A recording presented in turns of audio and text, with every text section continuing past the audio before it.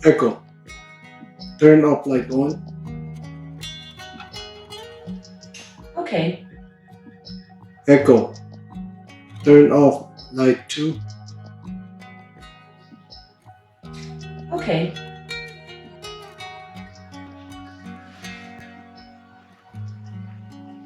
Echo, turn off walkway.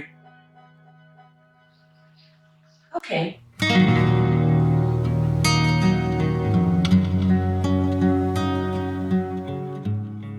Hello po mga kaibigan, at ito naman po si Pinoy Spenya na lagi pong nagpapasalamat sa mga nanonood ng ating videos.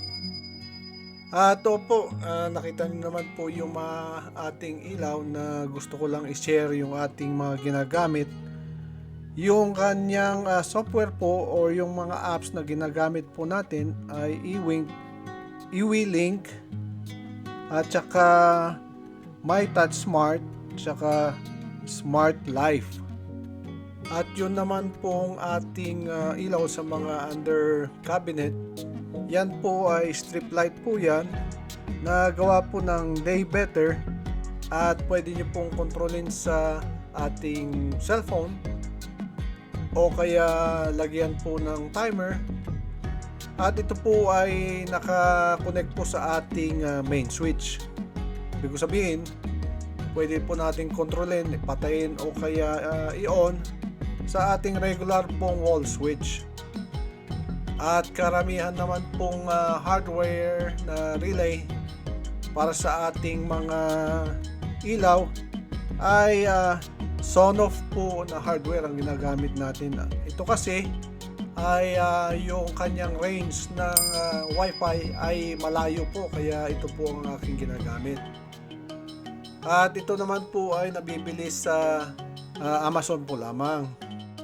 At gusto ko lang pong i-share itong tiles natin, itong ating linagay na border at yung kanyang pattern. Ito po ay medyo challenging po ito ng kadahilanan ng ating tile cutter ay pang 18 inch by 18 lang po. Kaya po tayo nag-adjust ng konti at ating minodify yung ating pangkat, pero nakaraos naman po. At syempre po, huwag nyo pong kalimutang mag-likes at mag-subscribe. At yung mga hindi pa po nakapag-subscribe ay subscribe na po kayo. At syempre po, huwag nyo po rin kalimutang i-share yung ating video. At lagi po tayong nagpapasalamat sa mga bago nating subscriber. Salamat po muli. At syempre po, abangan po yung ating bagong video. At maglalagay po tayo ng paano po natin inumpisa nito, no? Kung paano ba natin plinano at kung magkano po ang ating mga nagasta. Hindi po natin ilalagay yung eksakto, pero at least meron po kayong idea. At ito naman po si Pinoy Spenya at lagi po nagpapasalamat sa inyong lahat.